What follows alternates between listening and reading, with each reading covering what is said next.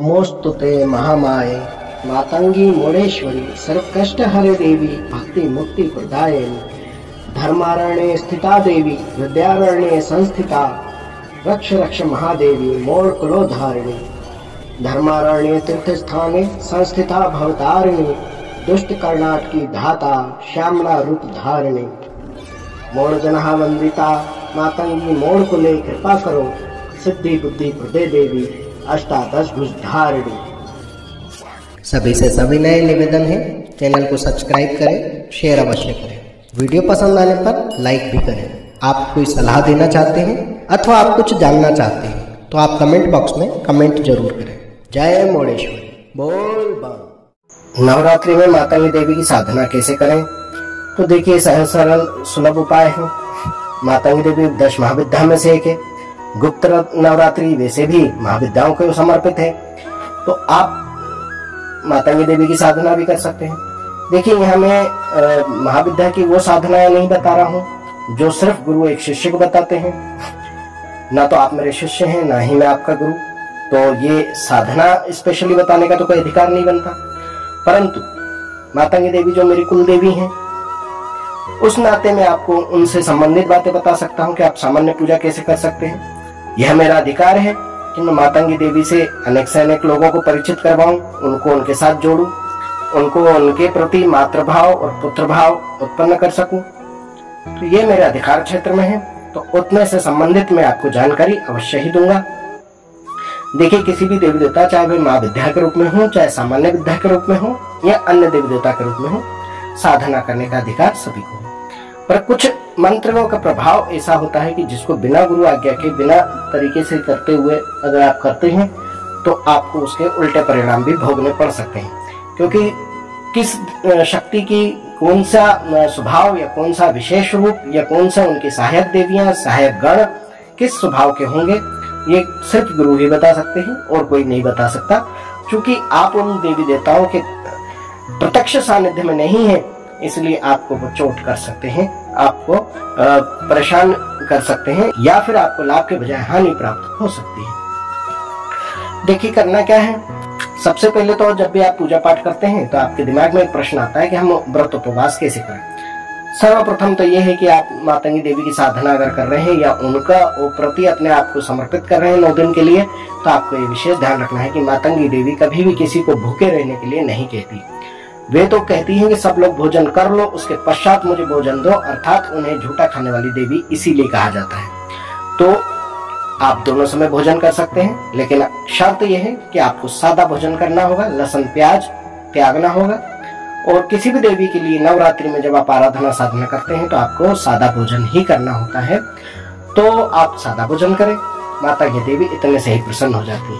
अब ये तो रही आपके भोजन करने या न करने की बात, लेकिन आपके द्वार पर कोई भी आता है तो आप उसे भूखे पेट न भेजें, उसे कुछ न कुछ खाने को दें।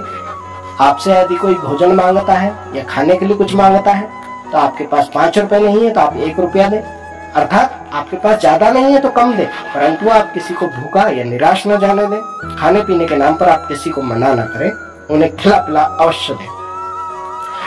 इतने से ही देवी मातंगी प्रसन्न हो जाती है। रही पूजा की बात, तो जैसे आप सभी देवियों की पूजा करते हैं उसी ही प्रकार आप मातंगी देवी की भी पूजा कर सकते हैं। क्योंकि मातंगी देवी 10 महाविद्याओं में महाकाली का ही अवतार है या महाकाली का ही दूसरा स्वरूप है।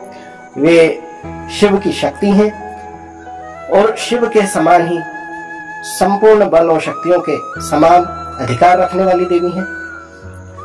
उन्हें प्रसन्न करके आप समस्त शक्तियां, सिद्धियां और ऐश्वर्य आदि प्राप्त कर सकते हैं।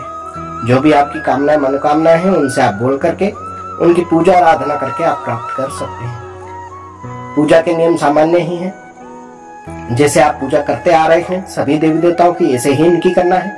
इनका दीपक आप शुद्ध घी का जला सकते हैं, शुद्ध घी के अभाव में आप सामान्य खाने के तेल का दीपक लगा सकते हैं। वे कभी भी आपको ये नहीं कहती कि आप इस प्रकार का दीपक ही करें, अन्यथा मैं रुष्ट हो जाऊंगी, नहीं। वे आपके सामर्थ्य को देखती हैं, आपके सामर्थ्य के अनुसार आपकी पूजा सेवा आदि कबूल करती हैं। देवी का 9 दिन आप जप करेंगे, सामान्य मंत्र से करेंगे। मैं आपको अंत में बता दूंगा कि आपको किस मंत्र से जप करना है। और उसका दशांश आपको हवन अंतिम दिवस करना होगा। आप देवी के जो भी मंत्र उच्चार करते हैं उन्हें आपको उपांशु जपना होगा, ना तो वे किसी दूसरे को सुनाई दें और ना ही वे आपके मन ही मन में चले। वे आपके होंठ से हिलते हुए इतने धीमे हो कि सिर्फ आप सुन सकें या आपको महसूस हो कि हाँ मुझे सुनाई आ रहे हैं। बस इस तरीके से आपको मंत्र जप करना है। अब जो लोग बिल्कुल नए हैं, किसी देवी देवता की पूजा पाठ नहीं की, उसके लिए मैं यहाँ से दोहरा देता हूँ। आपको एक चौकी पर लाल कपड़ा रखना है। लाल कपड़े के ऊपर आप देवी दुर्गा या देवी मातंगी की फोटो रख सकते हैं। देवी मातंगी का 18 भुजा का स्वरूप माना गया है। देवी मातंगी की सर्व सहायक शक्तियां और सिद्धियां हैं जो शमशान विहार से लेकर के देवालय तक में विराजमान है। इन्हें राज राजेश्वरी भी कहा गया है। इन्हें राज मातंगी के नाम से संबोधित किया गया है। ये श्याम वर्ण में श्यामला देवी कहलाती हैं, देवी श्यामा कहलाती हैं और गौर वर्ण से ये माँ दुर्गा का ही स्वरूप है। इन्हें राज मातंगी कहते हैं। एक विशेष बात का और ध्यान रखिए, यदि आपने अपने घर में तोते को पिंजड़े में बंद किया हुआ है या किसी भी पक्षी को आपने पिंजड़े में बंद किया हुआ है तो आप देवी मातंगी की शरण में कभी न जाएं। देवी मातंगी की आराधना करने से पहले आप ये निश्चित कर लें कि आपके घर में कोई पक्षी बंदी तो नहीं है अथवा पिंजड़े में तो नहीं है। यदि ऐसा है तो आप दिल खोल के उनकी सेवा आराधना कर सकते हैं, आपको कोई हानि नहीं होगी। यहाँ जैसे कि मैंने पहले कहा कि गुरु के मार्गदर्शन में ही ये साधनाएं होती हैं, इसलिए मैं वे मंत्र आपको नहीं दे रहा हूं जो सिर्फ गुरु आपको दे सकते हैं। यदि आपको कोई विशेष साधना करनी है तो आप किसी योग्य गुरु की शरण में जाएं। जो छात्र हैं वे मंत्र जपेंगे ओम ऐम ह्रीम क्लीम हुम मातंगय फट स्वाहा। वे शुरू में ऐम शब्द को जोड़ देंगे और बाकी लोग ऐम शब्द के बिना ही इस मूल मंत्र को जपेंगे ओम ह्रीम क्लीम हुम मातंगय फट स्वाहा। और एक मंत्र और है जो अति सरल और सामान्य है। जिन्हें भय लगता है या जिन्हें लगता है कि उनके द्वारा कोई त्रुटि हो सकती है, उन्हें जपना है ओम मतंग भैरव सहित बंदिताय श्री मातंगी देव्ये नमः। बड़े ही सहज सरल और सामान्य मंत्र है। बस इसी के साथ आप सेवा पूजा आराधना कीजिए। सामान्य पूजा है। भोग में आपको मीठा रखना है।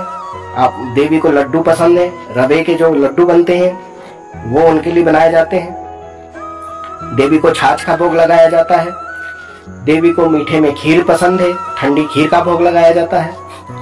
लेकिन यह बात का विशेष ध्यान रखें, घर में जो भी छोटे बच्चे हो या आगंतुक हो, पहले उसको भोजन करा दें, उसके बाद ही देवी के सामने भोग अर्पित करें। यदि कोई भूखा बैठा है तो देवी भोग स्वीकार नहीं करती और आपको सबके खिलाने पिलाने के पश्चात अंत में भोजन ग्रहण करना है।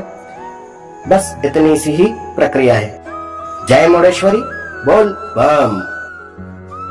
ओम मणिक्यमणामप्लाल्यन्तीं मदालशां मंजुलवाग्विलासां महेन्द्र नीलम द्योति कोमलांगी मतंग कन्या मनसा स्मरामि।